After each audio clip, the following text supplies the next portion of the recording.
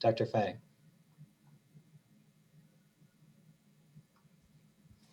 Good morning, everyone. Thanks committee to give me a chance to present our study. The anatomic characteristics of outer pulmonary clitoris in patients with top PS remains unclear. The presence of APCs has been suspected to result in unfavorable postoperative hemodynamics.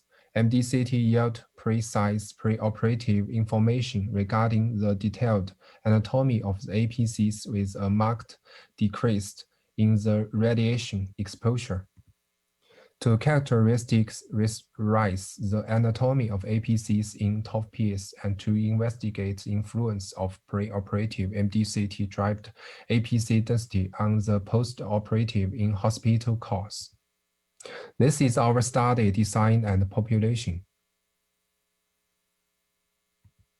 MDCT is routinely performed for preoperative assessment because near one-fifth of patients at our institution were adults whose acoustic windows of echocardiography are usually poor. Preoperative CT was retrospectively analyzed for the anatomy of APC using the methods established in previous studies of bronchiectasis in normal population and patients with PA-VSD MAPCAS. The site of APC's ostium was reported as the orthotopic or ectopic. The origin of each APC was reported as directly from the aorta, common trunk, or intercostal trunk. A total of 337 APCs were detected in 135 patients. The number of right and left APCs were similar. The majority of APCs ostium seats were orthotopic. The most common sites of ectopic APCs ostium were at the aortic arch, followed by subclavian artery. Around one-third of APCs originate from aorta. The rest of them arose from the aorta as a common trunk or ICT. All of the 337 APCs caused along the ventral side of the esophagus. The proximal diameter of the majority of APCs were smaller than 2 mm. The distal diameter of APCs were obviously smaller than the proximal diameter. Only one APC showed proximal stenosis greater than 17%. Medial APCs number per person was 3, with majority less than 4. Indexed distal APC CAC was obviously smaller than indexed proximal APC CAC, and there was a significant positive correlation between the two groups. The mean APC's diameter was strongly correlated with age, preoperative arterial saturation, and Nakata index respectively. The cross-sectional area of the different APCs in each patient were summed to yield the total CC of the APCs at proximal and distal point respectively. The cutoff point of the indexed total distal APC CC for the occurrence of composite outcome was identified by ROC curve, and the patients were divided into two groups of high and low APC density determined by calculate distal APC-CAC cutoff. A total of 41 patients meet the criteria of composite outcome, and the most two common criteria met were hepatic insufficiency and lactic acidosis. There were 3 in-hospital deaths. 2 deaths were cardiac related.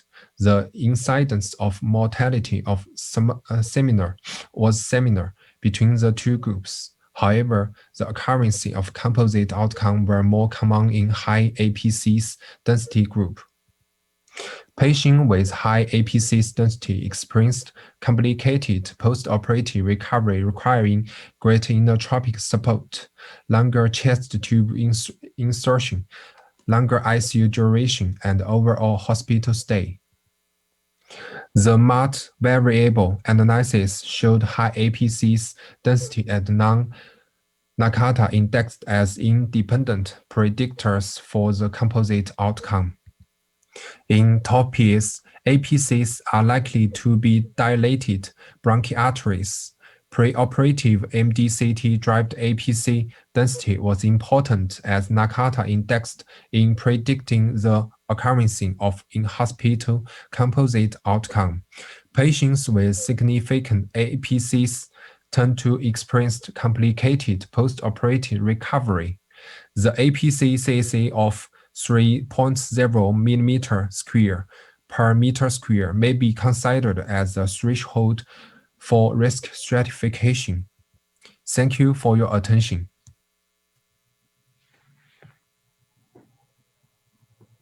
We have a discussant video for this abstract. The discussant is Dr. Glenn Van Arsdale from UCLA. Dr. Fang presents an excellent analysis on the physiologic impact of bronchial type collaterals for repair of simple tetralogy. A lower Nakata and higher distal cross-sectional area of collaterals independently increased adverse physiologic outcome, but not mortality. Increased collateral density was associated with increased inotropic requirement, ventilator, ICU, and hospital days. 41% of patients with high-density collaterals had the composite adverse outcome, double that for the low-density population. Giving some insight, 6 patients with high density went to the cath lab for coiling. All had left atrial pressures greater than 20. Where in the West do we see these kinds of collaterals? In our failing Fontans. Collaterals are a bleeding risk and physiologic stressor. Food for thought as we try to modify Fontan transplant risk. I have 2 questions. Does this data lead you to consider preoperative coiling for a subcategory of patients?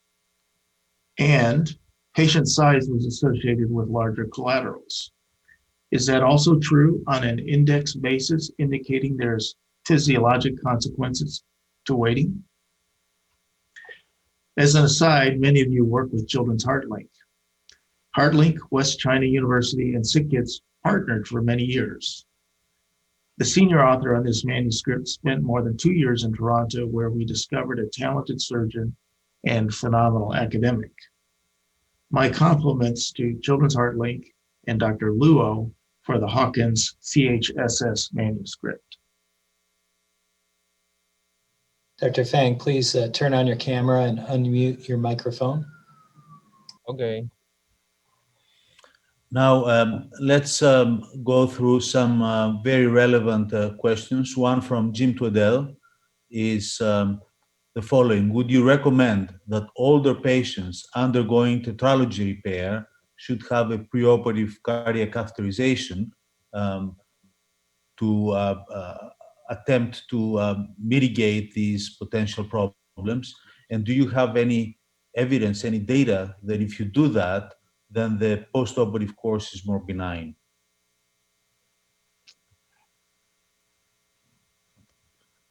Previous studies show the presence of the enlarged APCs was associated with the prolonged hospital stay and ventilation. However, the current literature has yet to correlate the quantitative amount of APCs with early post-operative outcomes. Given that APCs appear to be common in top, establishing cutoff point of APCs density predicting unfavorable in-hospital outcome is warranted to guideline the clinical practice. Some authors suggest that based on their clinic observation, APC reduction should be performed in patients with an APC diameter to body weight ratio more than 0.5 millimeter per kilogram or diameter more than 2 millimeters. However, the association between these criteria and post-operative outcome has not been validated. Consistent with the previous study, our results confirmed the adverse effect of APCs on the post-operative in-hospital recovery. Furthermore, we proposed a potential cutoff point for the predicting the occurrence of in-hospital composite outcome based on the indexed distal APC-CEC. As shown by our data, the occurrence of major complications such as mortality, circulatory support, cardiac arrest, or renal insufficiency were similar between patients with low and high APC density. Furthermore, no deaths appear to be directly APC related. This result suggests that the large amount of APC's flow could be compensant in most of these patients without causing severe complications. On the other hand, one should be vigilant for any sign of post-operative low cardiac output and or respiratory compromise, especially in patients with high APC density. The management of APCs should be early discussed if a complicated post-repair recovery occurs. Okay, let me ask you a question from a practical point of view. When you have a patient like this on your schedule, do you use this index, this measurement of collateral cross-sectional total area? Do you use this to make a decision as the patient will have preoperative cath to coil the collaterals? And how frequently are you doing that? Is this part of your standard practice now? No. You do not use it clinically. Okay. A related question from Jim O'Brien is whether you use this information to change your intraoperative perfusion strategy based on a large collateral area. Maybe in the future, it will work well. Increasing perfusion flow. A question from Carlos Troconis. Does APC correlate with age and severity of the clinical presentation? Yes. In what way? Sorry, can you repeat the question? Do you find that there are subgroups of patients clinically on clinical grounds who have a higher APC or the other way around? Do you find a correlation between high APC and clinical presentation?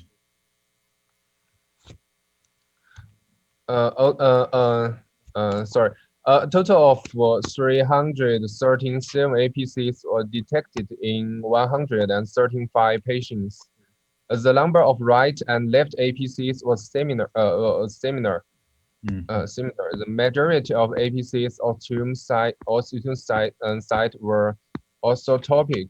The most common site of the ectopic APC osteum were at the aortic arch, 55.9%, followed by subclavian arteries. Around 1/3 of APCs originated from the aorta directly. The rest of them arose from the aorta as the common trunk and ICT. All of the 313 serum APCs caused along the ventral side of esophagus. The proximal diameter of the majority of the APCs were smaller than 2 millimeters. All right, great. Thank you very much. Congratulations for a nice study, and I think we should move to the next presentation. Thank you very much. The next presentation, Dr. Connor Callahan will now present factors associated with mortality transplant after cavopulmonary shunt for tricuspid atresia versus transition to Fontan. It's a Congenital Heart Surgeon Society analysis. Looking forward to it. Dr. Callahan? Good morning. My name is Connor Callahan, and currently I'm the Kirkland Ashburn Fellow of the CHSS Data Center, which is based here at the Hospital for Sick Children in Toronto.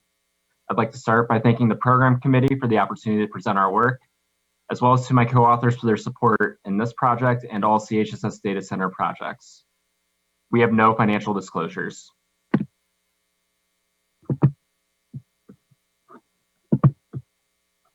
Of all the lesions that are palliated through the Fontan pathway, tricuspid atresia with normally related great vessels has been thought to be the most ideal. This is due to having a systemic left ventricle, the mitral valve is the atrioventricular valve, and a usually unobstructed systemic outflow tract. Our prior studies identified risk factors primarily related to stage 1 palliation in TA, and at the time were underpowered to identify factors associated with CPS to Fontan interstage attrition. We now have almost 10 years longer follow-up and over 100 more patients since our last study. Since TA is the most optimal physiology for the Fontan pathway, one would expect the rate of death or transplantation to be on the lower end of the spectrum among lesions requiring single ventricle palliation. But as you'll see, this rate is not insignificant.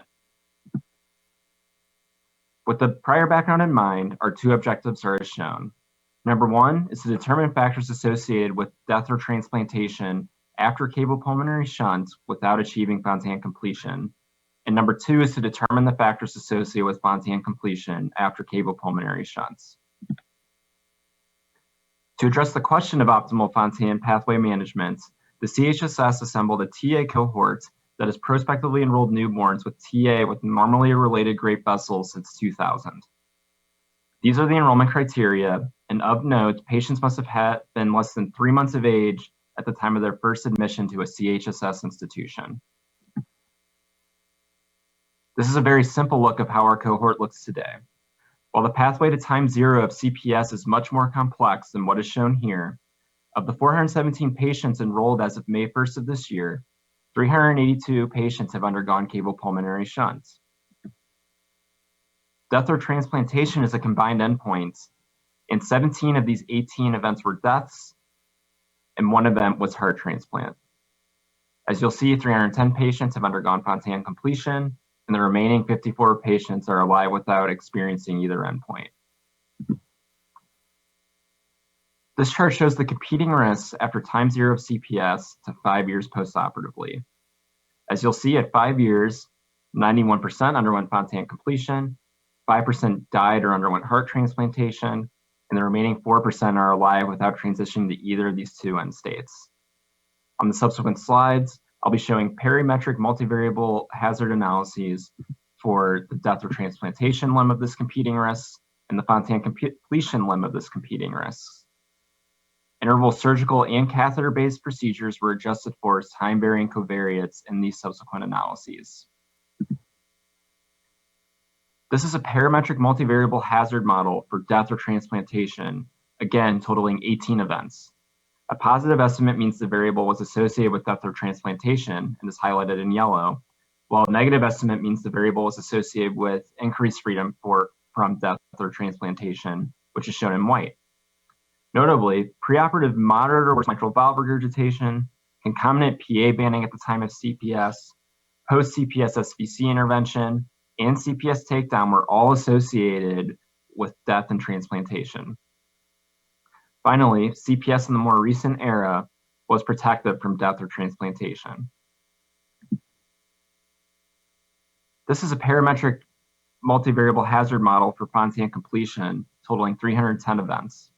Again, positive estimates are associated with Fontan completion, which is shown in white, whereas negative estimates are associated with increased freedom from Fontan completion, which are shown in yellow. Of note, in patients who had an initial BT shunt, concomitant PA banding at the time of that shunt was associated with Fontan completion after CPS. Additionally, the hemifontan CPS type was also associated with Fontan completion. A history of a prenatal diagnosis of TA, a higher preoperative oxygen saturation, concomitant PA banding at CPS, as well as interval procedures were all negatively associated with Fontan completion. In conclusion, patients with moderate or worse mitral valve regurgitation represents a high-risk group. Additionally, postoperative SVC interventions are a poor prognostic indicator. While this study was not designed to investigate the management of competing pulmonary blood flow, the finding of concomitant PA banding being associated with death and transplantation, as well as with decreased Fontan completion, may represent a deleterious effect of leaving competing antegrade pulmonary blood flow in the CPS physiology in TA patients. Further investigation is certainly needed into the management of competing antegrade pulmonary blood flow at all stages of palliation for TA, and we'll be discussing the potential reasons for this in our upcoming manuscripts. I must note that the study was limited by a low number of deaths and transplantation, and it was difficult to determine the treatment intent or strategy in those who are alive without transition to Fontan completion 4 to 5 years after their CPS. Thank you, and I look forward to your discussion and questions. Thank you, Dr. Callahan. We have a discussant video for this abstract. The discussant is Dr. Richard Jonas from Children's National Medical Center. I want to thank Dr. Callahan for sending me a copy of his very well-written manuscript that describes a very logical analysis of the now more than 400 patients with tricuspid atresia or normally related great arteries enrolled by CHSS over a 20-year period. This builds on the 2005 report by Karam Liu that looked at the neonatal period and the 2015 report by Wilder that looked solely at the interstage period. Certainly the 95% survival 5 years after the Fontan in this group of low-risk patients is very encouraging, but the 5% loss during the interstage period is deserving of the careful analysis that the authors have given it. The risk factors for not surviving to a Fontan after the cardiopulmonary shunt, like mitral regurgitation, greater need for catheter intervention, and a higher oxygen saturation before the cardiopulmonary shunt, perhaps not surprising. On the other hand, the outcome that leaving antegrade pulmonary blood flow led to failure to get to the Fontan stage, or a higher probability of not getting to the Fontan stage, is difficult for me to interpret, and would have been my question for Dr. Callahan. How often was this done electively, deliberately, to increase the interstage period and avoid a Fontan through avoidance of AVM formation? And how often was it mandated by a low oxygen level at the time of the cardiopulmonary shunt, perhaps because of increased pulmonary resistance? Congratulations on a great study, and thank you for the opportunity to comment. Turn on your camera and unmute your microphone.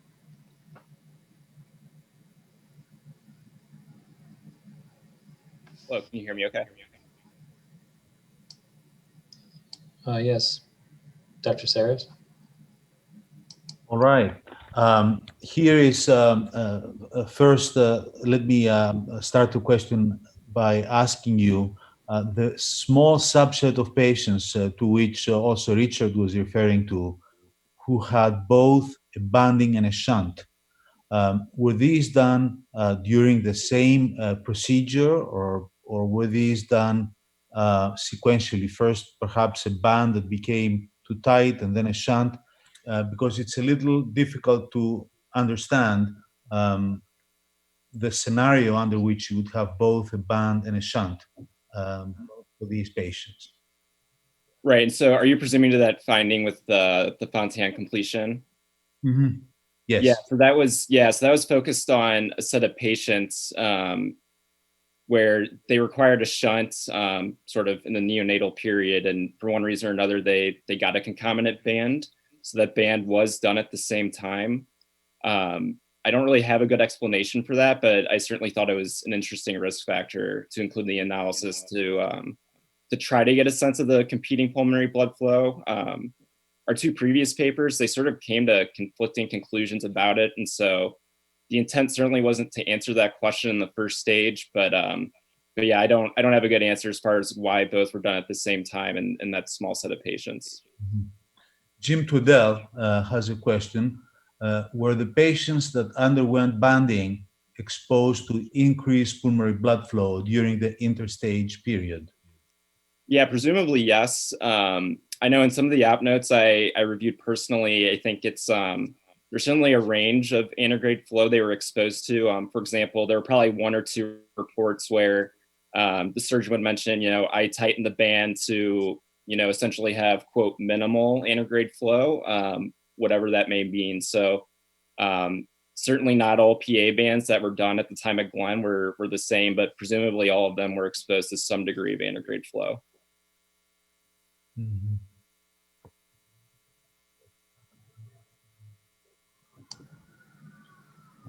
I don't see any other questions. I congratulate you for a nice study, and I think we should move on to the next paper. Great, thank you for the questions. Nicely done.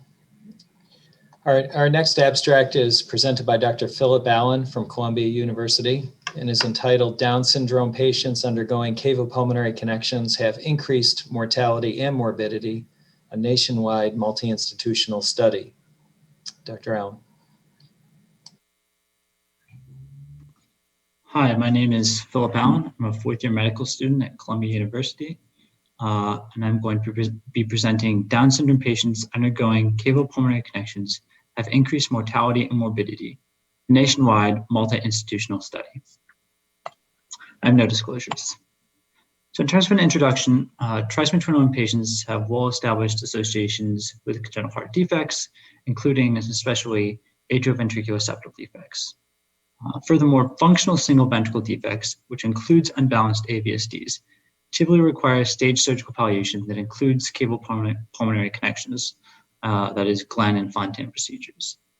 And we know that elevated pulmonary vascular resistance, which can and does occur in trisomy 21 patients, results in suboptimal cavopulmonary circulation, which then results in higher morbidity and mortality in patients.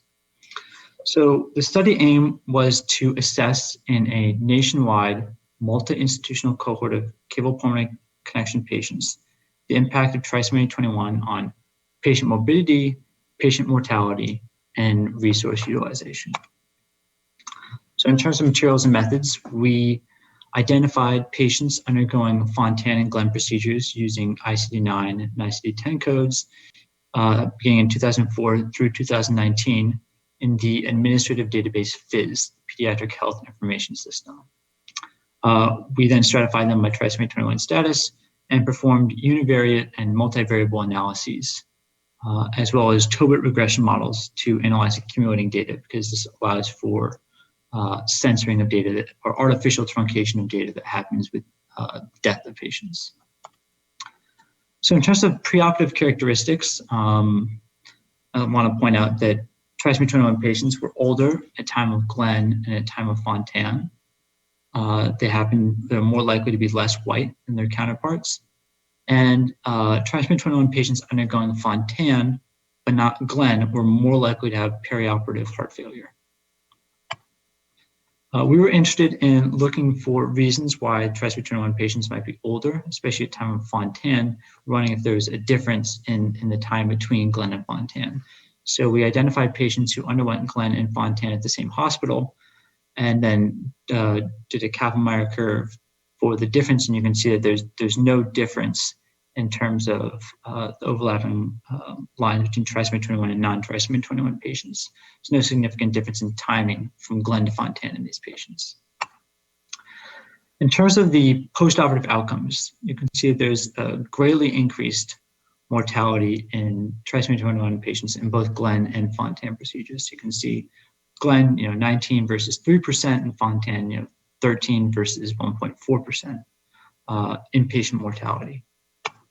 And secondly, in terms of other measures of morbidity, including ICU length of stay, total length of stay, and cost, you can see there's greatly increased inpatient costs and increased measures of morbidity for both in trisomy 21 patients for both Glenn and Fontan procedures.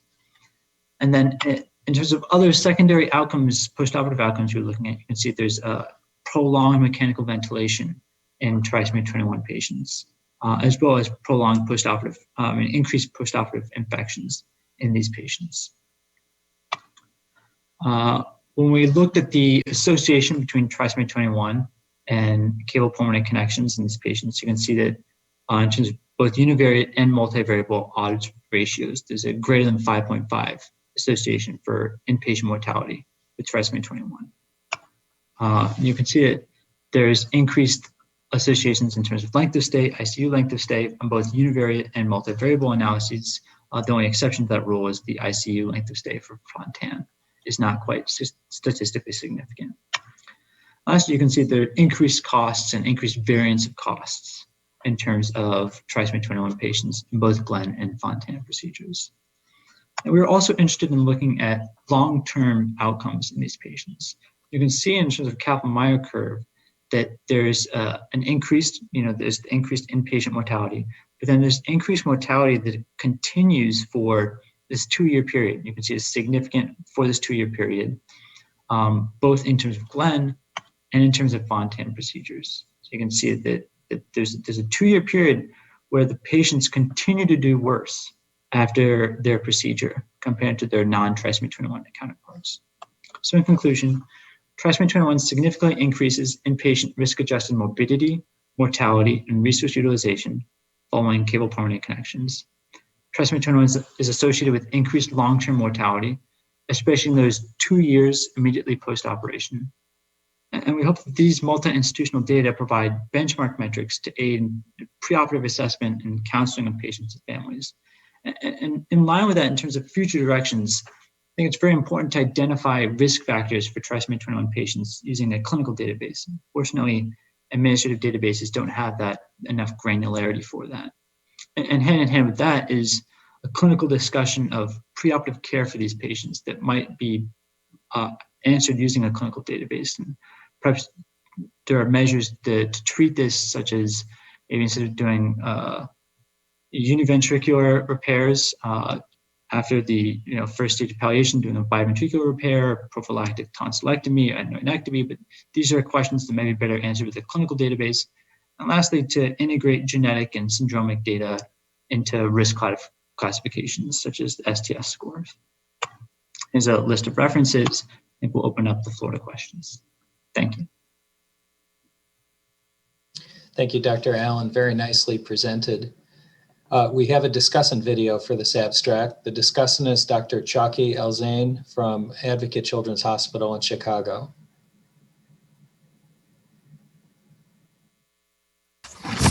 Congratulations, Dr. Allen, on your work and an excellent presentation, and thank you for sending me the manuscript ahead of time. I want to thank the organizing committee for the opportunity to discuss the paper.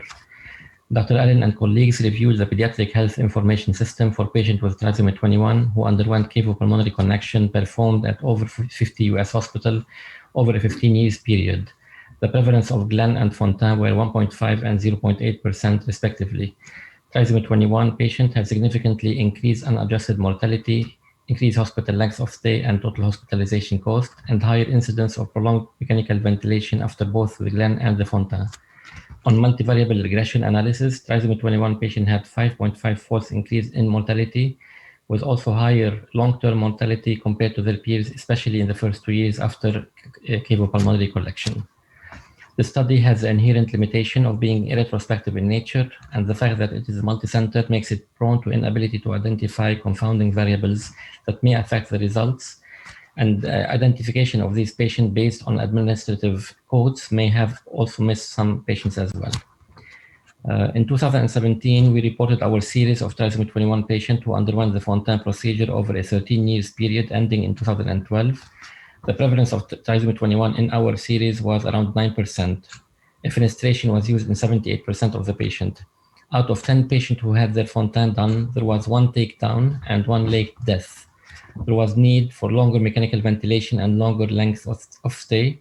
The results showed that the presence of native pulmonary artery banding and doing fenestration were protective for a longer survival. We were aggressive as well with anticoagulation and pulmonary vasodilators at home.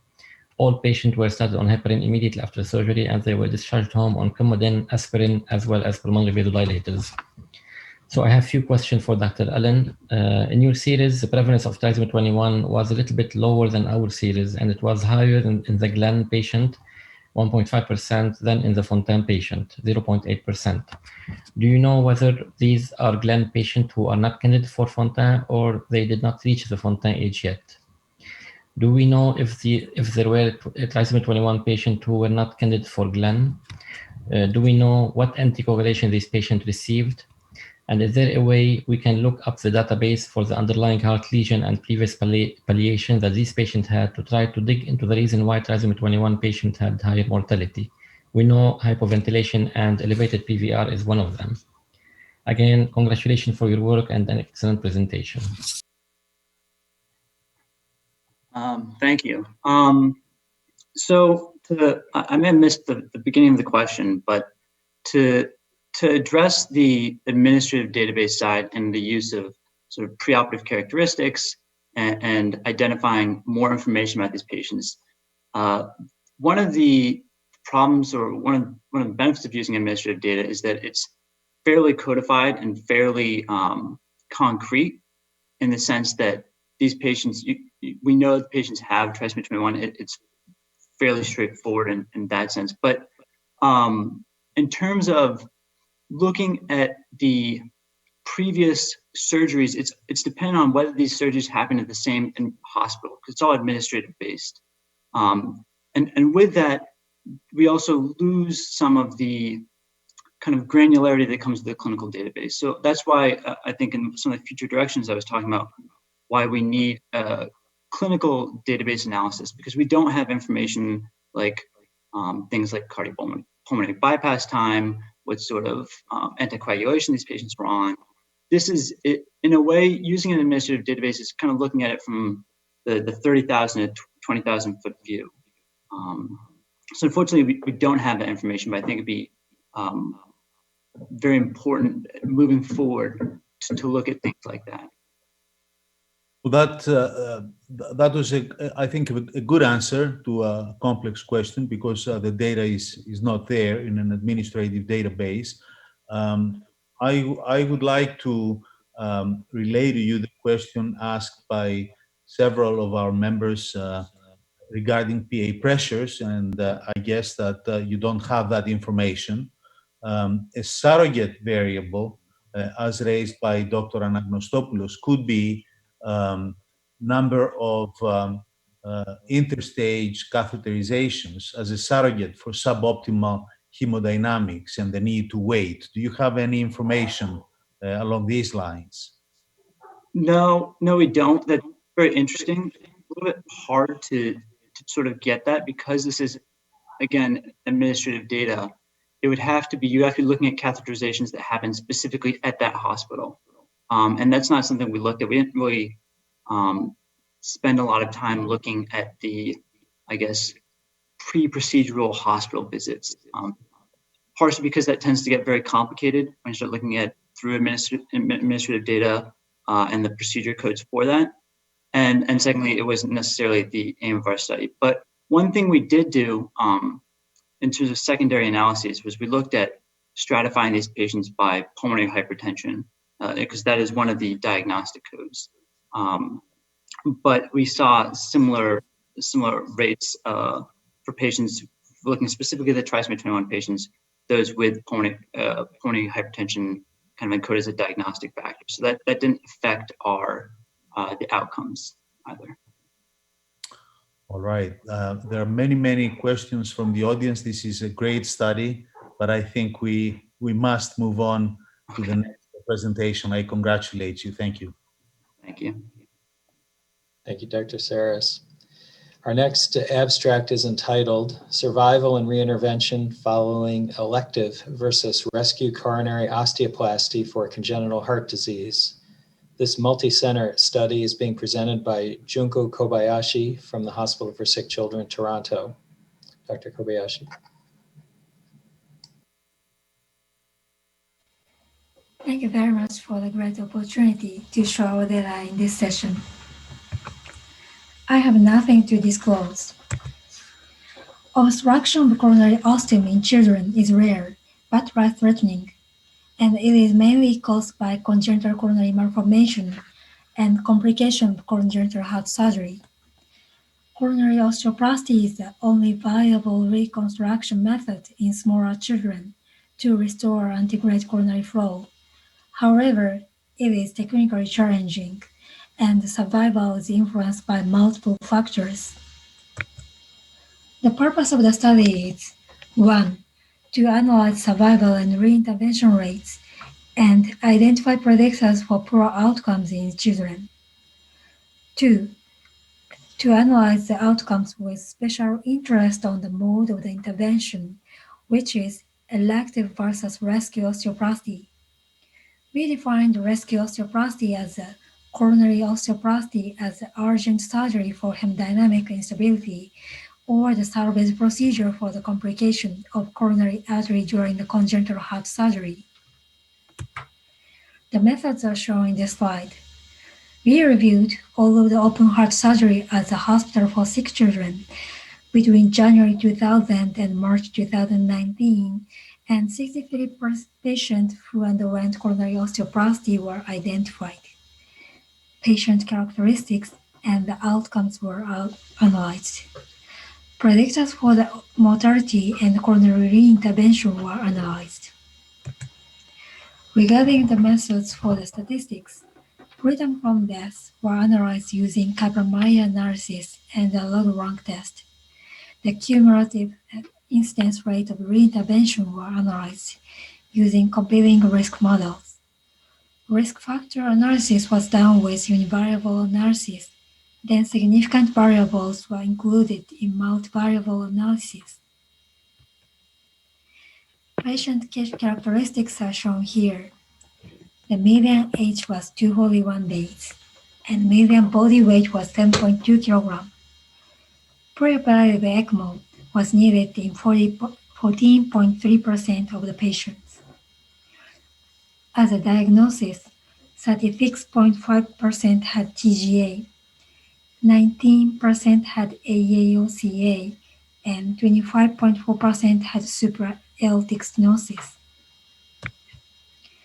Regarding the coronary lesion, 73% of the cases underwent osteoplasty in left coronary artery and 14.3% in both coronary arteries. As the osteoplasty technique, 69.8% had patch osteoplasty, 23.8% had unroofing, and 60.3% had ridge resection. 33% had the coronary reimplantation as a concomitant procedure. Perioperative outcomes are shown here. Postoperative ECMO was needed in 27%, and delayed chest closure was done in 41.2%. Freedom from death is shown here. Overall freedom from death in 10 years was 81.6%. Interestingly, elective osteoplasty cases had no mortality. On the contrary, the freedom from death in rescue osteoplasty cases was 49.6%, which was significantly lower than elective cases. And all of the deaths happened within 1 year after osteoplasty. Factors associated with the mortality were shown here. Preoperative ECMO and longer cardiopulmonary bypass time were shown as risk factors in the multivariable analysis. The proportion with the coronary reintervention in the entire cohort was 21.3% in 10 years. The proportion was 14.1% in elective cases and 33.3% in the rescue cases, respectively. The proportion in the rescue cases was significantly higher than elective cases.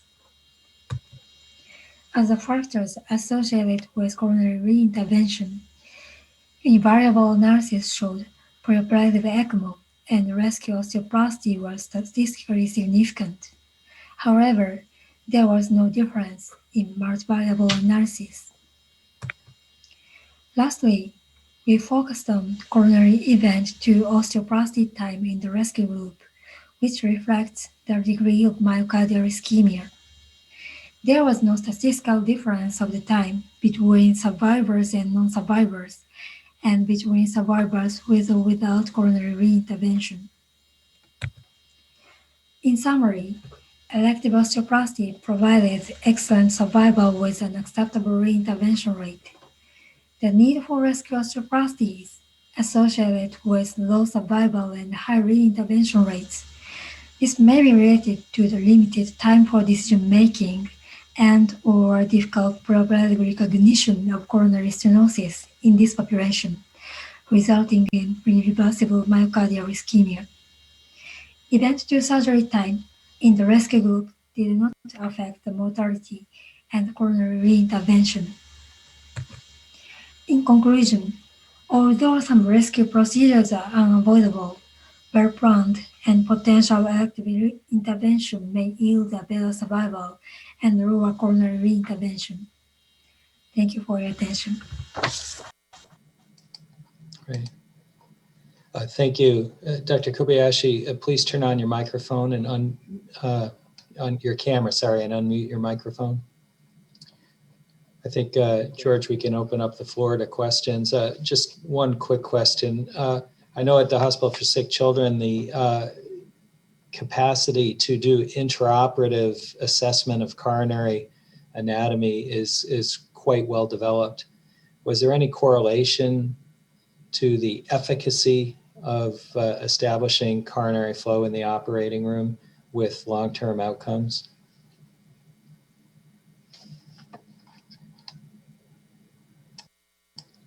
Dr. Kobayashi, you need to unmute your microphone.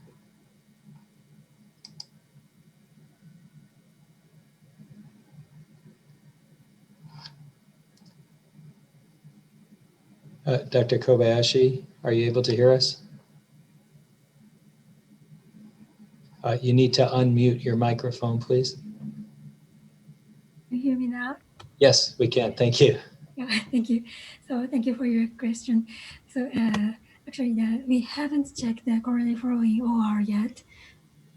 Hi. Yes, I can hear you, but I don't know.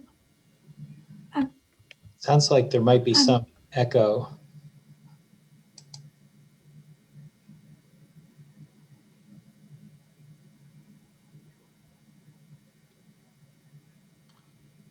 Can you hear us?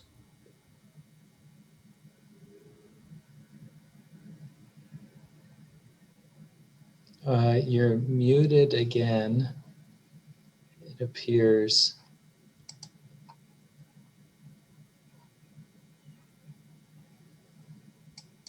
Your microphone appears to be muted.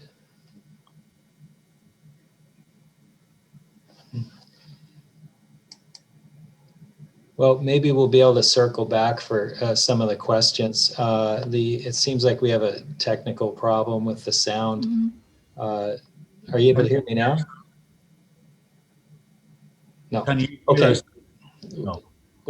I think we'll just move on because clearly you're having a technical problem, and maybe at some later part of the program we'll be able to respond to your questions, perhaps through the chat link. Okay, thank you very much. Yes, I can hear you, but I'm a lot of echoing. So. Okay, well, thank you very much. Sure. Thanks. Next, Dr. David Morales will present a novel bioabsorbable pulmonary valve conduit early feasibility study and first-in-man early results. Dr. Morales. I want to thank the Society for allowing us to share some early results on a novel bioabsorbable pulmonary valve conduit. These are our disclosures. The technology behind this novel RV to PA conduit is called RestoreX. It is based on some work by Nobel Prize winner, Professor Len. This technology is based on tunable supramolecule polymers, which mean they can be changed quickly to display different characteristics. Electrospinning allows the polymer to form into particular microfibrous architectures and shapes consistent with a blood vessel or a valve. After implantation, it is felt that the polymers will attract cells to populate the material and eventually replace it to form durable, viable valves and vessels. This technology is called ETR, or endogenous tissue regeneration. and has shown promising results in animal studies. Currently, there is no perfect RVDPA conduit, and when implanting these conduits in neonates, we realize there will be a lifetime of surgeries and interventions ahead of them. The current devices, as you can see here, have poor performance due to stenosis and calcification, as we know, requiring exchange. This conduit's wall consists of one polymer, while the leaflets are made of the same polymer tuned slightly different. The leaflet material is more flexible and degrades more slowly than the conduit material to accommodate the needs of the moving leaflet and a longer time in which to be populated with cells.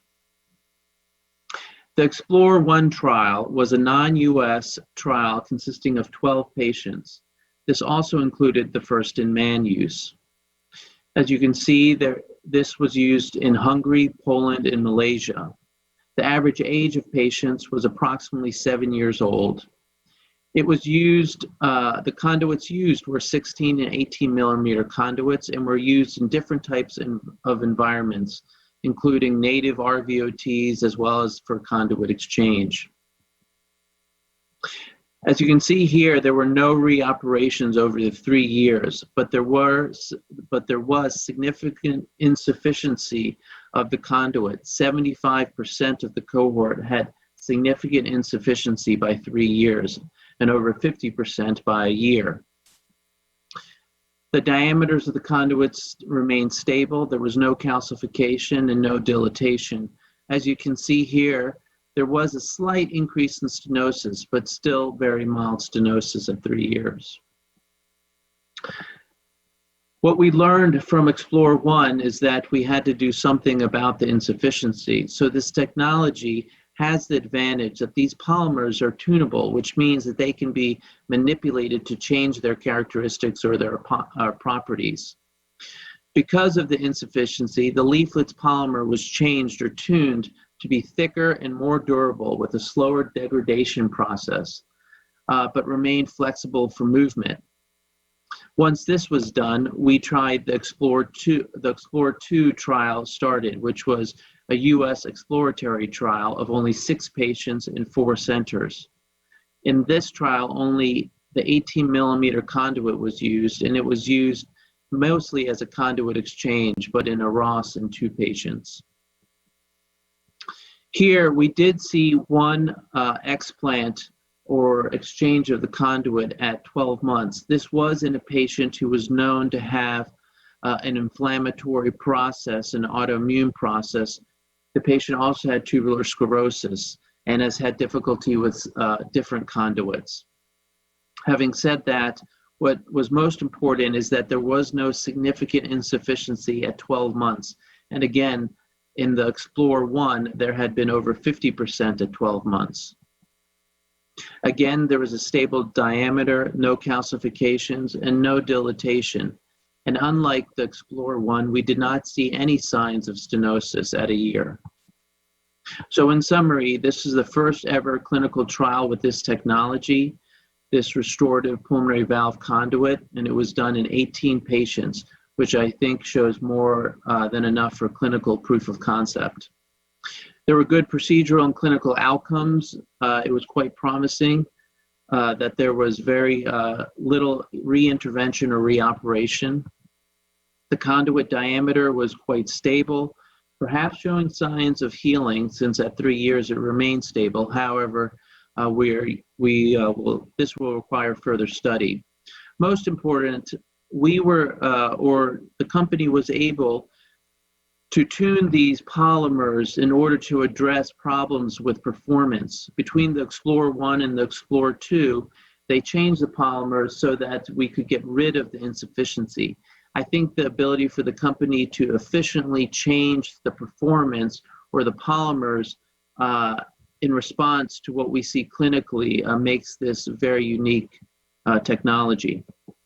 These outcomes have resulted in the FDA approval of a combined Explore-2 pivotal trial, which will include 50 patients and is starting in the summer of 2020. These are the 10 investigators or areas or hospitals that are involved in this. Thank you very much.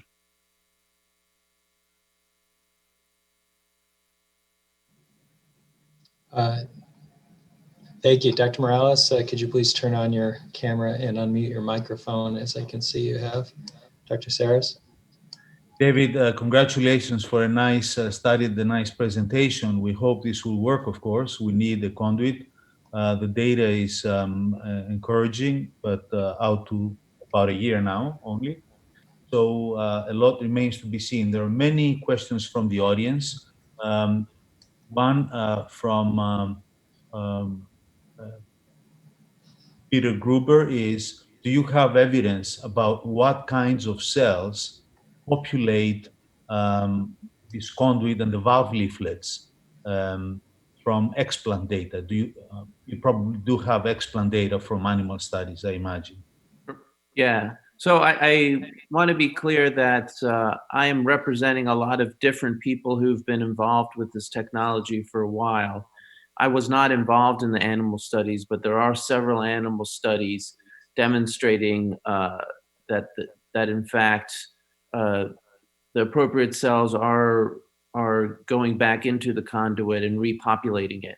In terms of human studies, we do not have any of that. There's only been one explanted conduit, and actually that was my patient, and it's a patient who had tubular sclerosis and has had difficulties, has kind of an autoimmune / inflammatory process that continues to happen, which is what happened to his aortic valve originally, and then he got a Ross, and he's gone through a few conduits, all of which he continues to fibrose very quickly. So that conduit obviously did not show anything promising. But there are no other human conduits that have been taken out. Jim Yeager was asking, what was the mode of failure in the initial study? Was it leaflet disruption, shortening, shrinking, fibrosis? And a related question is, what was modified in the second version to try to mitigate this? Yeah, it was shortening. And what was modified, again, these are super molecules, some type of polycarbon. So to know exactly what the molecule, how they changed it, I don't know. But what they were able to do, what they wanted to do, was make the leaflets that, again, the conduit wall is different than the leaflet. They're the same family of polycarbons, but they're changed a little. And so what they did is they somehow added something to it to make it last longer, so it wouldn't shorten, remain pliable, and a little more durable. That's what they're saying. The exact molecules they added, I would have no idea. David, another question from a couple of members. Do you have any information on whether anticoagulation, antiplatelet, or conventional anticoagulants are used or recommended with this technology?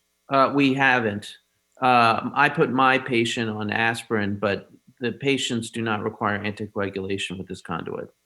But you do use antiplatelet agents routinely?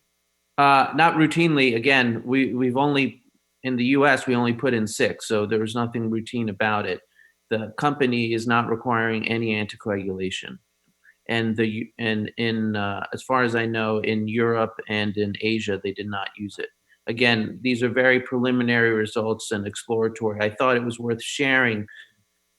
What struck me about the technology is how quickly they can respond to a decrease in performance, saying, okay, the leaflets aren't, working well. And then within a 6-month period, they can turn around, produce a new conduit in which they think the leaflets will work better.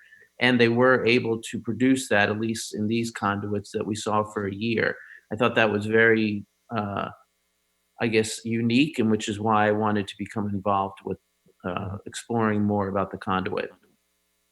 David, I realize the number of patients implanted is small, but nonetheless, do you have, and Elizabeth Stevens is asking this, is there any data on whether the degradation varies with age? We don't have that data. I don't think we could state that. All these patients are about the same age, so I couldn't say that. Thank you very much, David. Nice presentation, and I hope this works. going forward? Yeah, well, hopefully I'll present the 50 patients in years to come, in about a couple of years. Thank you. Great. Chris? All right, our final abstract of session 2 is being presented by Dr. Kalfa, entitled Tricuspid Valve Surgery for Non-Epstein Congenital Diseases, Indications, Outcomes, and Prognostic Factors in the Modern Era. Dr. Kalfa. Thank you to the CHSS and the ECHSA for the opportunity of presenting this paper. I'm Dr. David Kalfa from Columbia University, New York. We'll talk about the tricuspid valve surgery for non-Epstein congenital disease. I have no disclosure. There is little data about the surgical indications, outcomes, and prognostic factors of the specific population for non-Epstein congenital tricuspid valve lesion. It's a very heterogeneous population with different etiologies and different outcomes. We included all the patients who had tricuspid valve surgery for non-Epstein congenital tricuspid valve disease between 2006 and 2018. We excluded patients who had an AV canal defect. The primary endpoint was tricuspid valve reintervention or regurgitation, moderate or more than moderate, and the secondary endpoint was cardiac-related death. 113 patients were included. Most of them had a tricuspid valve regurgitation. Tricuspid valve lesions was related to an RV, RVOT, or PA obstruction in 1/3 of the patient. Overcirculation related to a left to right shunt in a quarter of the patient. Single ventricle associated lesions in 15 patients. Systemic tricuspid valve in 9 patients. A iatrogenic lesion of the tricuspid valve in 9 patients. And a congenital tricuspid valve lesion in 9 patients. The patient who had a repair were significantly younger. Patient who had a replacement had significantly more systemic tricuspid valve in terms of etiology. Patients who were younger had significantly more single ventricle lesions. 3/4 of the patient had a repair, many with an annuloplasty or commissuroplasty. Was a significant amount of concomitant surgery or procedure, and 1 patient need ECMO in the OR. 4 patients required an ECMO, and 3 patients died during the same admission. All of these patients were single ventricle patients. At a median follow-up of 3.3 years, 30% of patients had a recurrent tricuspid valve regurg, moderate or more than moderate. 12% a reintervention of the tricuspid valve, and 5 patients died. This diagram summarizes the outcome by the underlying physiology, single ventricle, systemic tricuspid valve, and all the other patients. The vast majority of the patients had a repair, except in the systemic tricuspid valve group, who had a replacement mainly. Overall, the outcomes are pretty good, except in the single ventricle population, as expected. Patients who had a systemic tricuspid valve and had a repair instead of having a replacement had a significant amount of tricuspid valve intervention or residual regurgitation. Patients who had repair had a tendency to have more recurrent tricuspid valve regurg down the road, but just a tendency. Patients who were younger had an increased risk of ECMO, death in hospital, and recurrent tricuspid valve insufficiency or reintervention. Regarding the composite endpoint of tricuspid valve reintervention or tricuspid valve more than moderate, you can see that this was associated with a younger age of surgery and a single ventricle patient. The univariate analysis confirmed these findings with a younger age, the single ventricle patients, and also an MR more than moderate. And this was confirmed in the multivariate analysis. Overall, the actuarial risk of tricuspid valve intervention or recurrent regurgitation was around 20% at 5 years. With, again, that was more frequently the case in single ventricle patients and younger patients. In terms of cardiac-related death, the main factor significantly associated with this risk was the single ventricle patients. It's confirmed by the univariate analysis. Overall, the actuarial risk of cardiac-related death was pretty low and stable, with a significant higher risk in single ventricle patients. To conclude, tricuspid valve surgery in non-Epstein congenital patients yields good outcomes.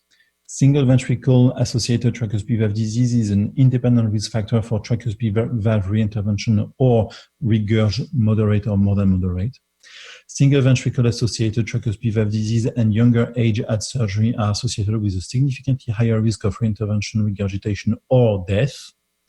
The tricuspid valve replacement itself is not a risk factor for death, and the tricuspid valve repair was not a statistically significant, risk factor for residual or recurrent tricuspid valve pathology. Thank you very much for your attention, and I'm happy to answer any question. Thank you, Dr. Calfa. We have a discussant video for this abstract. The discussant is Dr. Christian Pizarro from Nemours Children's Hospital.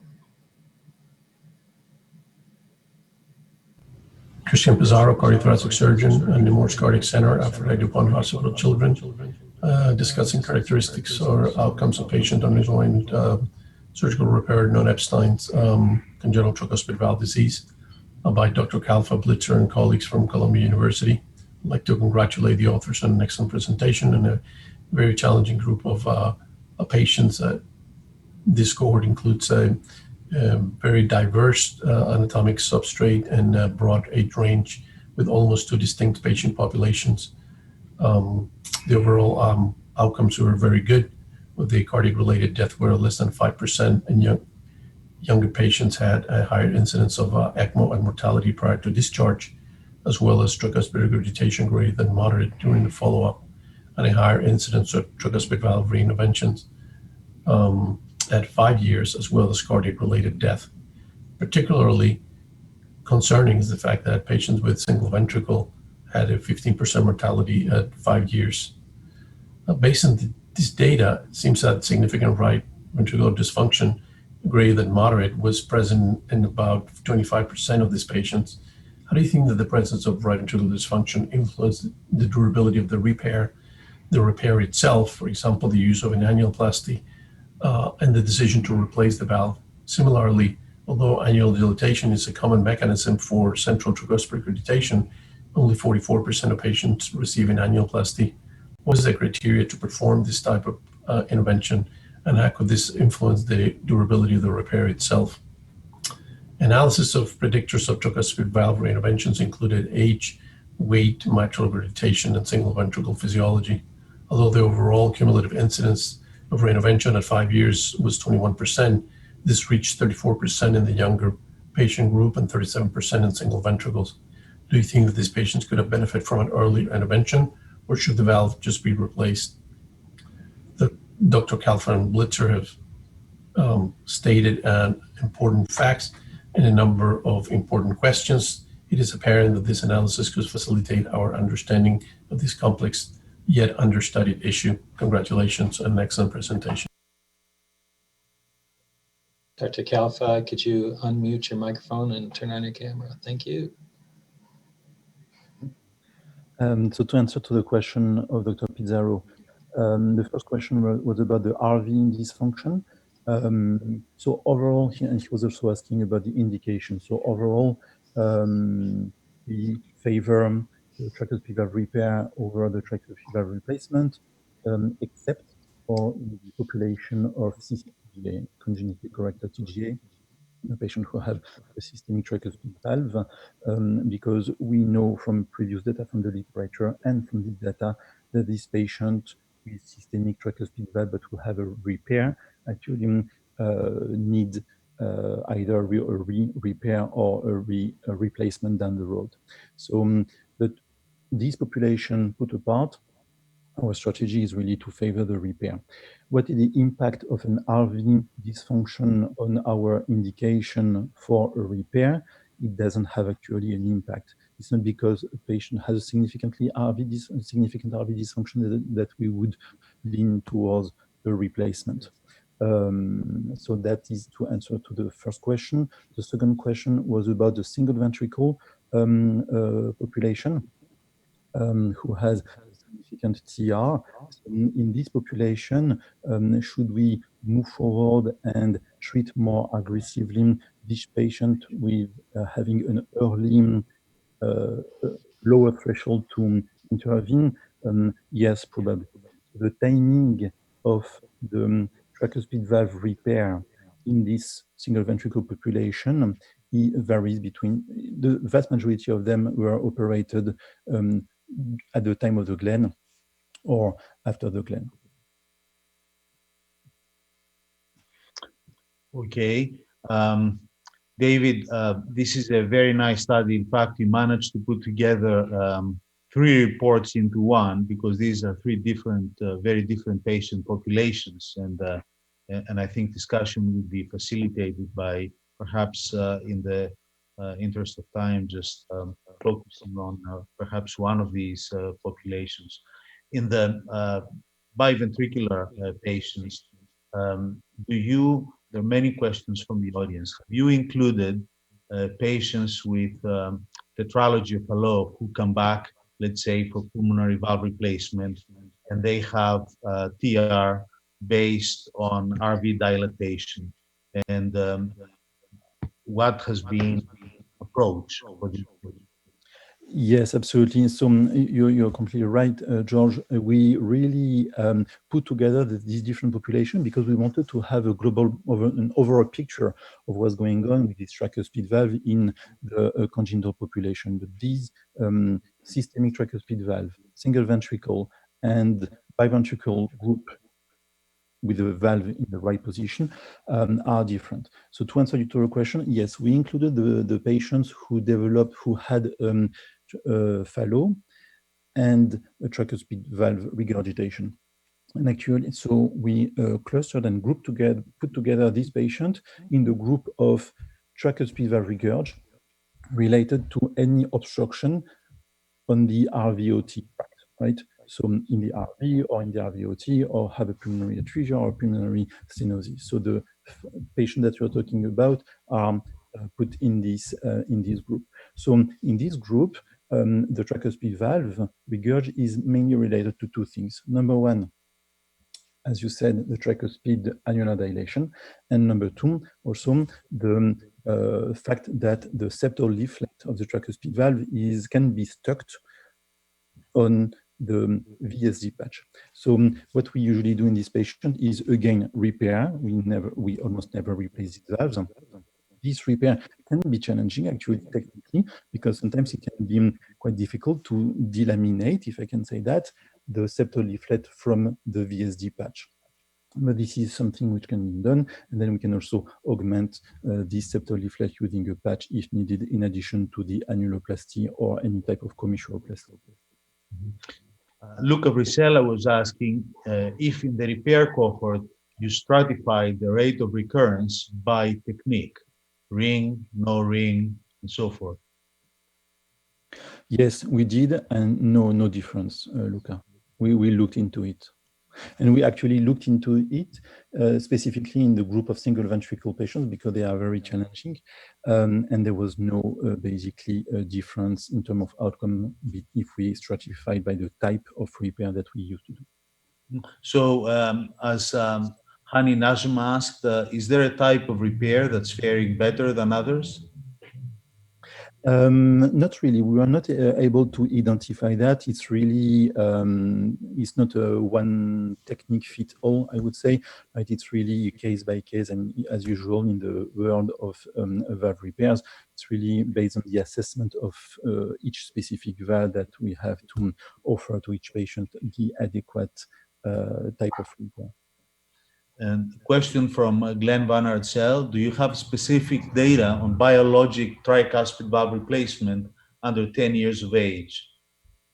Yes, so less than 1/3 of our patients got a replacement. Among them, two-thirds among them had biological replacement, 1/3 was mechanical valve replacement. Among the biological tricuspid valve replacement, we usually use and we prefer to use porcine valve instead of pericardial valve, and this has been shown in the literature that the pericardial valve in this very low pressure environment tend to degenerate faster.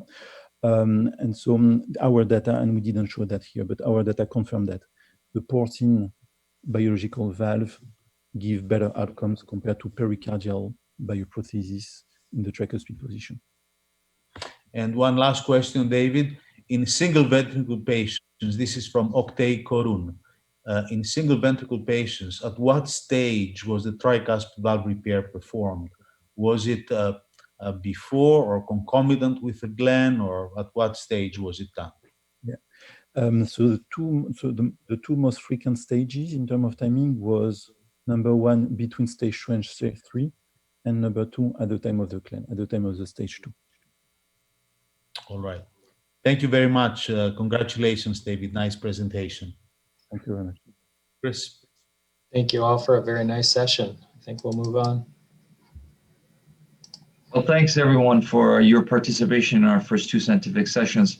It's really great to see such engagement from the audience with the Q&A function. We currently have 321 registrants and over 150 people on this line. So, I mean, it's pretty impressive what technology can do. And by the way, this is the first, meeting where we're actually on time, if not even a little early. So we will now hear from Dr. Joseph Durrani as he delivers his presidential address. First, I would like to invite Dr. Jim Tweddle to provide a more formal introduction. Jim? Good afternoon. My name is Jim Tweddle, and it is my honor indeed to introduce my friend and colleague, Joseph A. Durrani, President of the Congenital Heart Surgeons Society. Joe is the first child of Dr. Abraham and Elizabeth Durrani of Norwalk, Connecticut. His parents went on to have 8 more children, all girls. Here's Joe pictured with his 8 sisters and his mother, Elizabeth. Joe had a happy childhood in Norwalk, Connecticut, with the possible exception of having to wear formal wear. He completed his undergraduate education at Fordham University in the Bronx, and then earned his medical degree from Georgetown University School of Medicine in Washington, D.C. Dr. Durrani's inspiration to pursue a career in medicine was largely driven by his father, an old-school, genuine family physician who often treated his patients by making house calls. However, the decision to pursue a career in cardiothoracic surgery waited until the end of medical school. Then he had the opportunity to rotate in the service of Dr. Robert Bruce Wallace, past president of the ATS, and it was then he decided that he wanted to be a cardiothoracic surgeon. Dr. Durrani did his general surgery residency at Georgetown University Medical Center. During his residency, he spent 2 years as a research fellow at the Brigham and Women's Hospital and Harvard Medical School. He completed his thoracic surgery training at the Mayo Clinic, and then completed a fellowship in congenital heart surgery and transplantation at Loma Linda University under the direction of Leonard Bailey. He returned to the Mayo Clinic to join the staff in 1997 and has remained there throughout his career. There he had the opportunity to work with giants in our field, including Dr. Puga and Dr. Danielson. He was ultimately promoted to the chair of the Department of Cardiovascular Surgery and now holds the Sheikh Zayed Chair of Cardiovascular Diseases. It is certainly challenging in 5 minutes to summarize a career as accomplished as Dr. Durrani's. We all know him as a giant in pediatric and adult congenital heart surgery.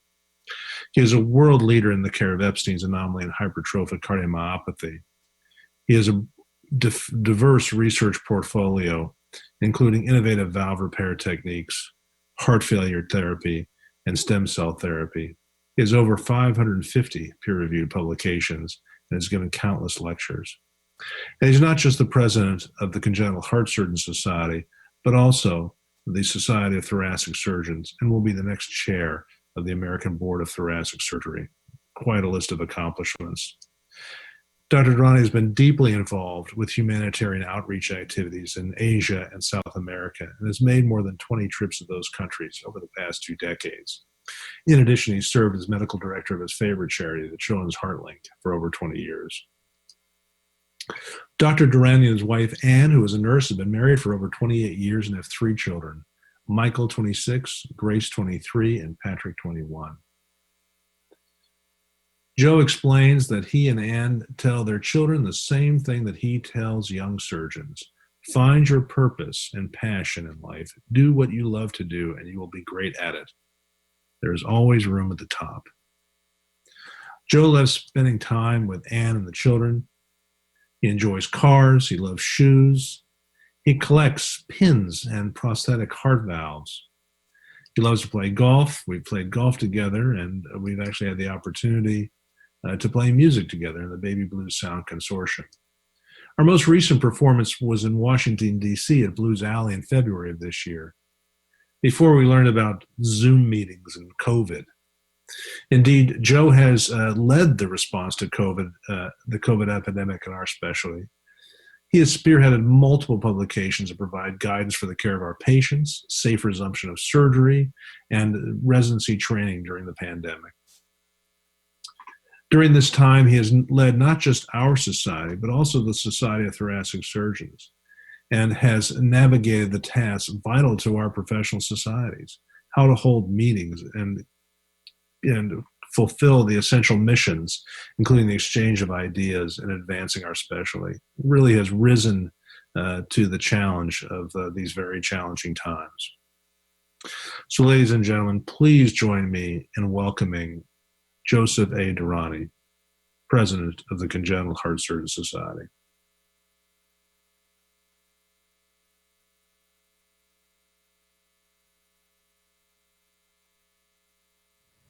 What is it that makes the contributions of an organization so special, so impactful? Greatness comes not only from the special skills and intelligence of the Society's membership, but also from preparation and timing.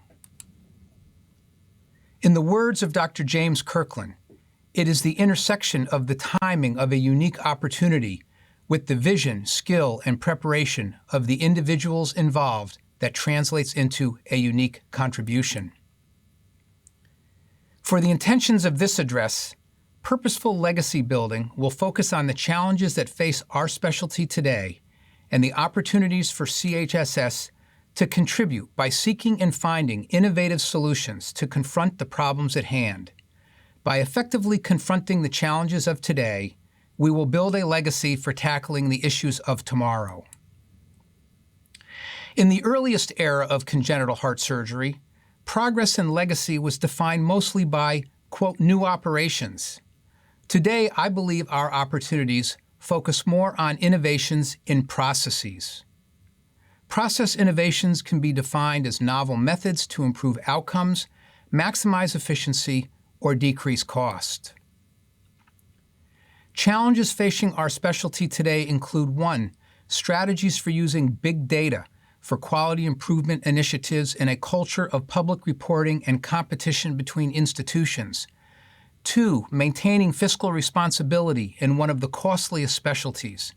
And 3, increasing our advocacy initiatives to secure sufficient resources to achieve success with the challenges I've just highlighted. CHSS is now the face of congenital heart surgery in North America and has the respect of both our peer organizations and the public. The time is right for CHSS to address the challenging issues and make impactful contributions at this critical time in healthcare. This is purposeful legacy building, and this is how CHSS can do it. The United States healthcare system is a complex collection of systems, with each domain functioning as a system in its own right. The conundrum with this systematic view of the United States healthcare is the obstacles that exist between these domains, which limit their communication and interaction.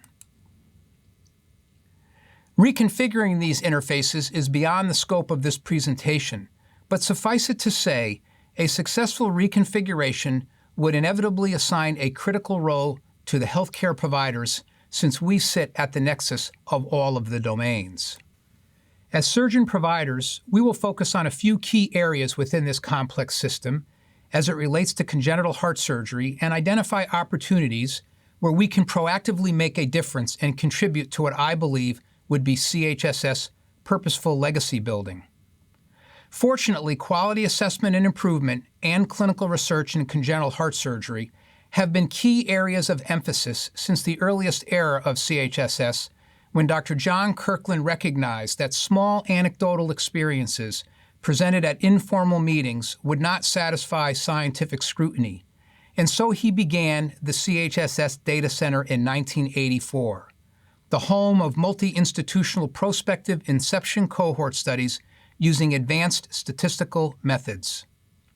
Doctors Kirkland and Eugene Blackstone, a talented biostatistician, focused these studies on patient outcomes and not simply procedural outcomes. This multi-center clinical research strategy was unique since it was defined by an inception cohort of patients with a diagnosis at entry, and outcomes were defined by strategies of patient management as opposed to specific operations. Consequently, analyses included patients that died without surgery, and lifelong longitudinal follow-up of enrolled patients was the overarching plan. Numerous CHSS patient cohort studies over the last 35 years have resulted in presentations in our most prominent societal meetings and hundreds of peer-reviewed publications in our most prestigious journals, a research legacy that started decades ago and continues today, now at the esteemed Kirkland-Ashburn postgraduate 2-year fellowship position. In parallel to the inception cohort studies being done by CHSS, the STS National Congenital Heart Surgery Database emerged in the early 1990s as an effective and widely available platform and tool for quality assessment and improvement for surgeons and their programs. For 3 decades, centers performing cardiothoracic surgery have utilized the STS database for clinical data analysis and feedback to provide a platform for center-level quality assessment while also benchmarking national-level aggregated outcomes. The STS database is focused mostly on, quote, quality assessment, as opposed to the CHSS data center that has functioned primarily as a clinical research tool, examining long-term outcomes. But both stratagems are designed to ultimately improve quality of patient care. Strengths of the STS database include, 1, the use of standardized international nomenclature that is being incorporated into ICD and will also be used in administrative and claims databases. 95% penetration that provides a truly representative national benchmark, and annual program audits that have demonstrated high data entry accuracy and completeness. The National Quality Forum has also endorsed STS's stat mortality categories as a national voluntary consensus standard suitable for public reporting and quality improvement.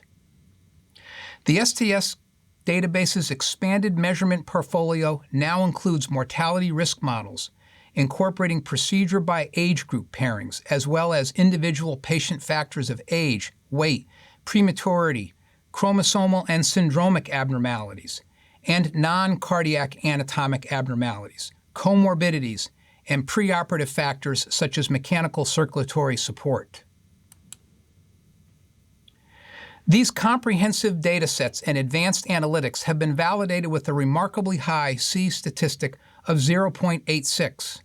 The next evolutionary phase of the database will provide a broader perspective on quality by incorporating a composite measure that includes mortality, morbidity, and length of stay. To explore the potential added value of including diagnosis procedure combinations rather than procedures alone as the basis for STS risk models and performance assessment, and to investigate whether new artificial intelligence and machine learning approaches offer advantages over traditional logistic regression, Dr. John Mayer and a group of distinguished CHSS and STS congenital colleagues have collaborated for more than a year with Professor Sharon Lease Norman at Harvard, who is one of the main statistical editors for the New England Journal of Medicine. Results of this study show that overall, the performance of the current STS congenital risk model is at least equal to that of all the alternative approaches that were explored. The one exception was that STS models tended to somewhat overpredict mortality, most notably for the highest risk procedures, which does not provide added protection for centers performing such procedures. None of the new models tested produced consistently good results for some of the most challenging, often uncommon risk prediction scenarios. Despite the very reassuring finding that the existing STS risk models perform as well as the most advanced, state-of-the-art statistical approaches in the 21st century analytic toolset, we are not resting on our laurels. Continued refinement of the current analytical models is underway with input from CHSS representatives. New empirically derived stat categories have been developed, and a portfolio of benchmark procedures with their associated performance metrics is being explored, which some believe would be the most helpful to the patient and public communities. Other significant advancements are also in progress, including longitudinal outcomes such as reinterventions and functional health status that are currently available only through long-term CHSS cohort studies, acknowledging that at the present time, these are limited to patients with specific diagnoses managed at selected centers.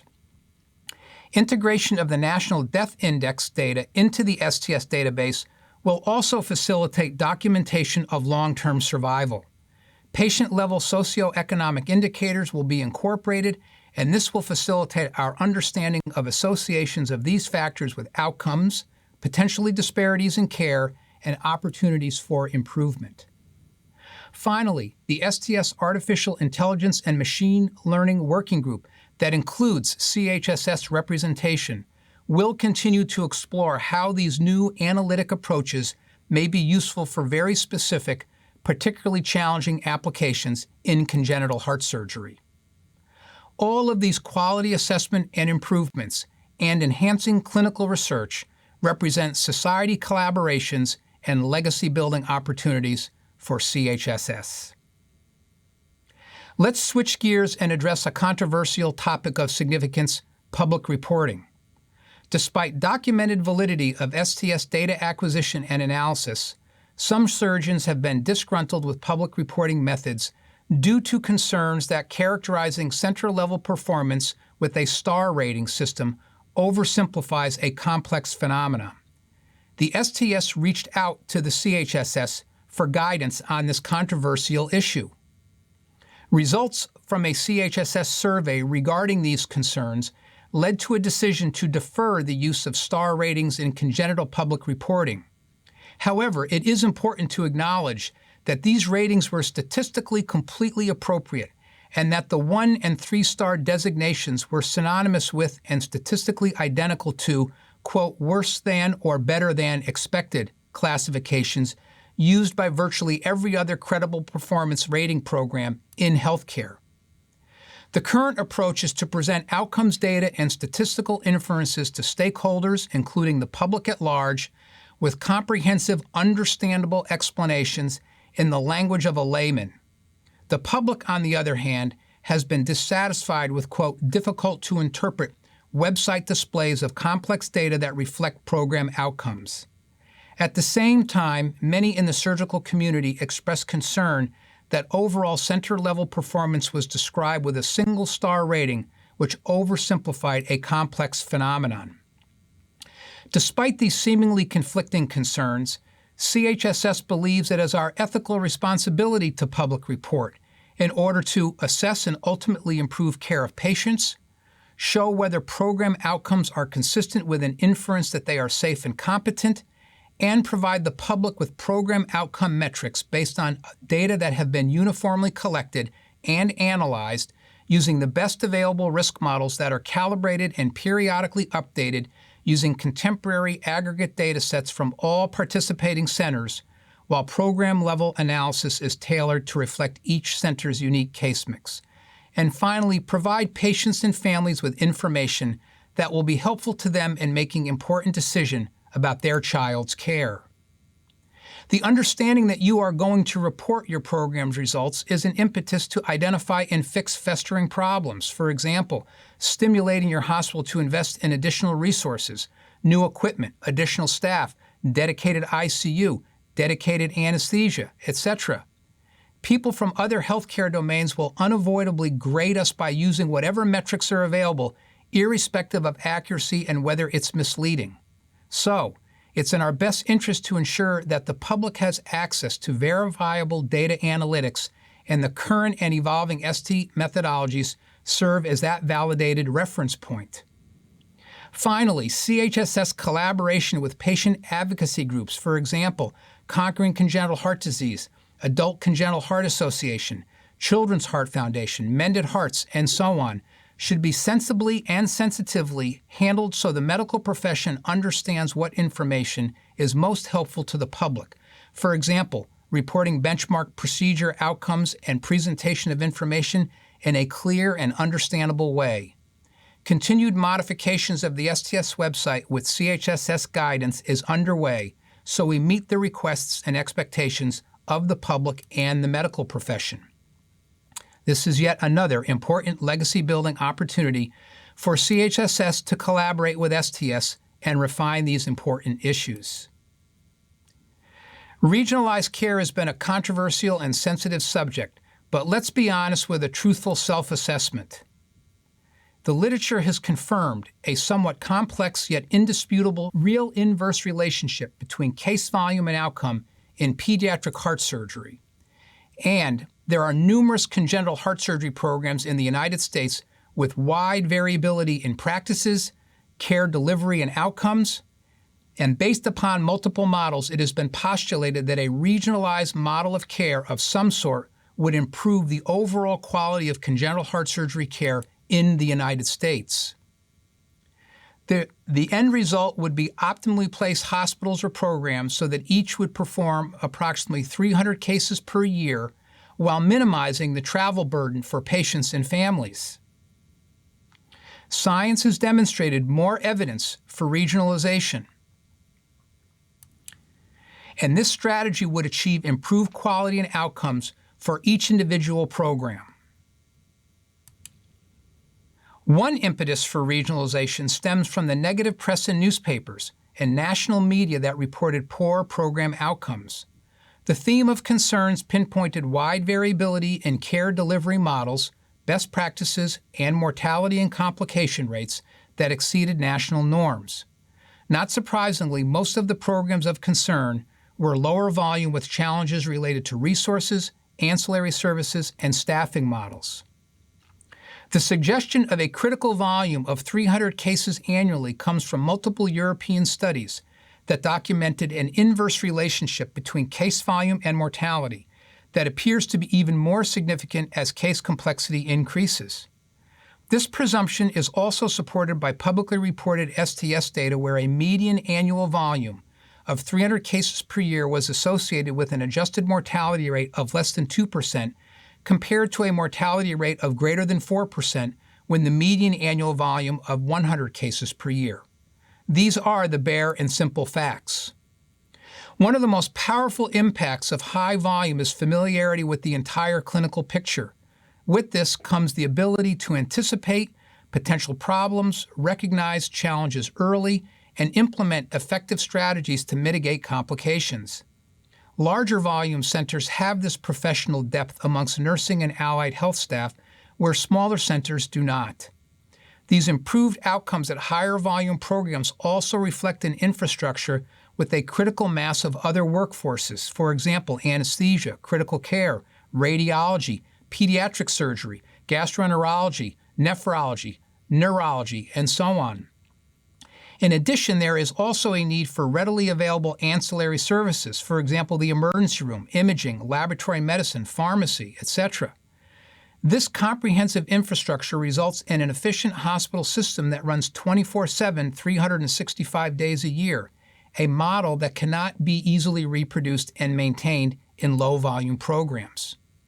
Despite overwhelming evidence in favor of regionalization, there are some potential downsides. First, the resultant elimination of a fully functioning cardiovascular service line in some pediatric healthcare institutions may result in loss of some hospital-wide resources and capabilities that could potentially compromise the quality of care in other specialties. Second, cardiovascular services are also a high revenue source for the hospital and often support other underfunded specialties and areas of the hospital.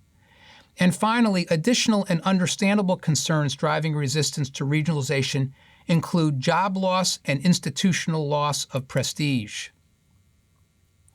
Potential strategies to mitigate these concerns could focus on creating, quote, win-win situations between neighboring institutions. For example, maintenance of low to moderate risk procedures in a lower volume program and referral to an adjacent moderate to high risk procedure to larger volume programs. Specifically, a regionalization strategy could mean collaboration or alliance between neighboring programs and does not necessarily mean program closure. This partnership tactic is something we have done at Mayo, joining forces with Dr. Overman's program at Children's Minnesota in Minneapolis. Our two programs have complementary skill sets and joined together result in one of the most all-inclusive congenital heart surgery programs in the country. Bottom line, there is increasing evidence to support some type of a regionalized model. I believe we should be proactive and apply creative models of regionalized care. Not every legacy is without pain, but a proactive approach by the CHSS to examine and support some form of regionalization could become one of the greatest CHSS legacies.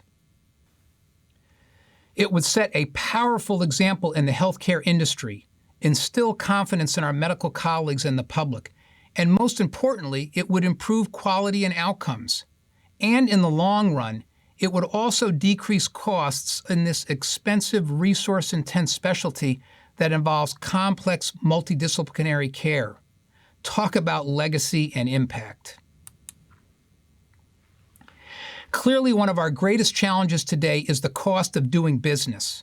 Diagnosis and management of congenital heart defects is one of the most expensive sectors in the healthcare industry, since operations are required for most patients, longer hospital stays are the norm, and the specialty touches patients of all ages, from cradle to casket. Over the last 4 decades, surgical outcomes have steadily improved and are excellent, even for many high-risk lesions. Most patients are expected to have a good quality of life, be a productive member of society, and live well into the adult years. Wow. Talk about an impactful legacy that each of you can claim some degree of credit for. Yet in adulthood, repeated procedures may still be needed for residual or recurrent lesions. Congenital heart interventions span all age brackets. Reinterventions are increasingly complex. Comorbid conditions are frequent, such as hypertension or diabetes. Other organ systems become adversely affected, for example, kidney and liver, and inpatient hospital stays are longer and more expensive. We live in an era with increased emphasis on quality of care, while at the same time reducing costs, that is, high-valued care. In addition, we are also graded and increasingly reimbursed for valued care. Value-based medicine has been clearly defined: quality, which equates to outcomes plus patient experience, divided by the cost. Management of congenital heart disease is resource-intense, and the literature demonstrates substantial variation in cost of care between congenital programs in the United States. Multi-center studies confirm a correlation between higher cost and complications, resulting in prolonged hospital stay. Other multi-center studies championed by Dr. Sarah Pasquale, utilizing clinical data from the STS database and cost data from the Pediatric Health Information Systems database, also demonstrate a relationship between better outcomes and lower costs. The bottom line is, there is growing evidence that lowest cost hospitals provided the highest quality care. And this quality-cost relationship was observed across the spectrum of surgical complexity and identified lower cost hospitals to have a shorter length of hospital stay and a trend toward fewer complications. Implications of these findings suggest that policies, care pathways, and quality improvement initiatives may also have potential for reducing costs that lead to higher valued care. This is another example of opportunities in process innovations that CHSS could champion for our specialty. Although the potential cost savings are greatest for complex operations, such as the Norwood procedure, strategies focused on lower complexity procedures that are more commonly performed would also yield significant cost savings. Simply reducing the hospital stay by 1 day for a long list of low-risk lesions, such as VSD or tetralogy of Fallot, at every hospital in the country would yield a tremendous national cost savings. Like it or not, it's time to be bold and prepare for capitated healthcare, which is in the foreseeable future for selected pediatric services. The importance of being proactive and directing more of our attention to cost reduction initiatives cannot be overemphasized, and this is another CHSS legacy building opportunity. Finally, I would like to shift gears to advocacy, another area of opportunity for CHSS legacy building. Now that CHSS is viewed as the leading society for congenital heart surgery in North America, it is time to collaborate, expand our presence, and influence policy making. In the world of government relations, this partnership would be with STS, since they lead the way in advocating on behalf of cardiothoracic surgery through their advocacy workforce and government affairs operations in Washington, D.C. Only a few congenital surgeons have participated with STS advocacy to date, and now's the time for more engagement. This is an all-hands-on-deck moment for cardiothoracic surgery, since major changes in reimbursement for cardiothoracic surgery start in January of 2021. Although payment cuts are focused on the Medicare population and do not presently affect our practice to a significant degree, it is critical since Medicare policy changes are a forecast for Medicaid policy changes, and this arm of CMS does affect our practice. Planned CMS policy changes beginning 2021 include up to a 9% reduction in Medicare reimbursement payments for cardiac surgery. And to be specific, the evaluation and management impact is also added into Medicare cuts. The combined cuts for cardiothoracic surgery will be up to 13% for cardiac surgery and 12% for thoracic surgery. Unfortunately, these cuts are coming at an inopportune time when our healthcare system is already strained due to the COVID-19 pandemic that has resulted in patient access issues, especially for the surgical specialties. The impact of COVID-19 causing elective surgery cancellation or delay has resulted in faculty salary reductions, elimination of FTEs, closures of private practice, and deferral of new technology purchases or other hospital infrastructure improvement initiatives. During a recent STS webinar, surgeons were surveyed to learn how they might respond to the anticipated Medicare cuts. 35% were considering early retirement. 35% may be forced to limit care to Medicare patients. 35% may be forced to limit care to Medicaid or charity care patients. And those that are hospital employed expect their contracts to be renegotiated to reflect lower reimbursement. While some hospitals and health systems will be able to mitigate the overall impact of reimbursement cuts because they also employ physicians who are scheduled to see payment increases, many hospitals will have to make difficult choices. Some of these reimbursement issues will certainly be applied to Medicaid as well as other payers, and the congenital heart surgery practice will inevitably be affected. Reimbursement currently tops the list of critical issues for cardiothoracic surgery, but there is a growing list of issues that would also benefit from increased CHSS advocacy efforts. NIH and CDC research cuts that impact congenital heart disease and lifelong surveillance programs, greater funding for smoking cessation for parents of children with congenital heart disease, insurance coverage to ensure access to health care and mental health and support issues for both patients and parents of children with congenital heart disease, and the list goes on. In today's world of escalating medical care costs, healthcare systems are besieged and funding resources are stretched, so it is essential that we advocate on behalf of our specialty and on behalf of our patients, both the children and their families. As we consider the challenges in front of us, working in a complex healthcare system, getting it right when it comes to quality, public reporting, regionalized care, the high cost of care, and the growing importance and relevance of advocacy, it is easy to be overwhelmed and say, let's just let someone else deal with this. These are our challenges, our responsibilities, and our opportunities. So what makes an organization's contributions so special and so impactful? What is it about CHSS that makes us the right ones to lead on these issues? Congenital heart surgeons are doers. We're problem solvers. We're collaborators. We're risk takers. We're innovators. And we get things done. CHSS is a patient-centric and member-centric organization. Our opportunities today are different than our predecessors yesterday. Let's be bold and continue the CHSS legacy by making all aspects of congenital heart surgery even better for our patients and members moving forward. This is our time, and to me, this is purposeful legacy building.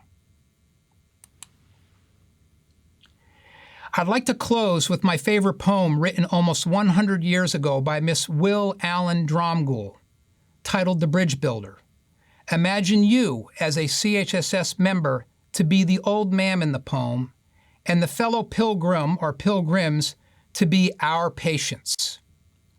An old man going a lone highway came at the evening cold and gray to a chasm vast and deep and wide, through which was flowing a swollen tide. The old man crossed in the twilight dim. The rapids held no fears for him.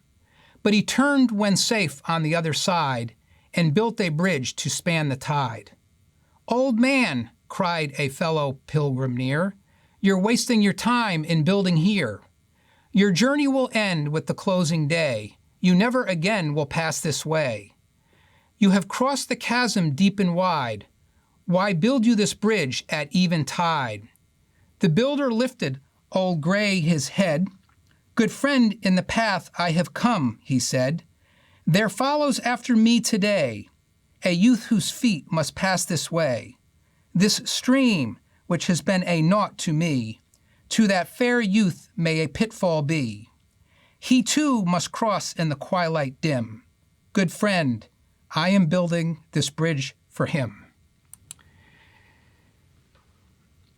Gratitude is in order. I would like to thank and acknowledge and congratulate Dr. Saris, the president of the European Congenital Heart Surgeons Association. I have appreciated our collaboration and look forward to more opportunities for CHSS and ECHSA to work together.